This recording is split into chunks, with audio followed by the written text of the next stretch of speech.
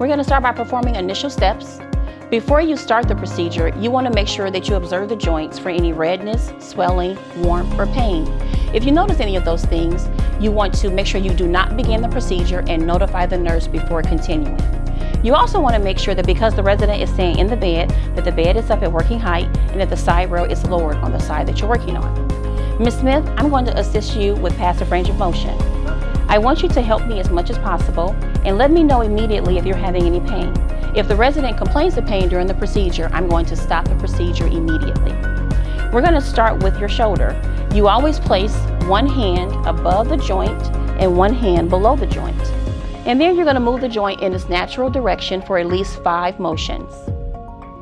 1, 2, 3, 4, 5, and then we're going to rotate in and out for 5 times, and then the other direction for 5 times. Then you're going to move down to the next joint, which will be the elbow. Again, I'm going to place one hand above the elbow, one hand below the elbow, and we're going to move in the natural direction at least 5 times. Keeping in mind, if the resident begins to complain of pain, we're going to stop immediately and notify the nurse. Then we're going to go to the wrist and move it up and down at least 5 times.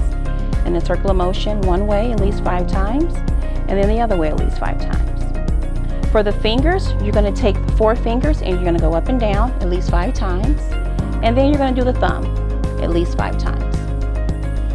Then we're going to move to the hip joint. Again, you want to encourage the resident to assist disabled. I'm going to undrape the side that I'll be working on. And for the hip joint, I'm going to hold one hand behind the small of the back, one hand at the calf. I'm going to gently lift the leg and we're going to go in and out at least 5 times. And then we're going to rotate both ways at least 5 times. Ms. Smith, are you having any pain? Good. And we're going to go the other way at least 5 times.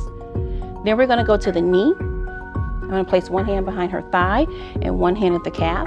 And we're going to go in and out at least 5 times. Then we're going to go to the ankle and we're going to go up and down at least 5 times.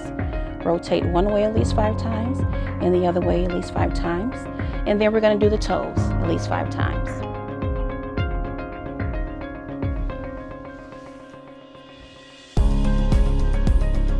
And then we're going to perform final steps.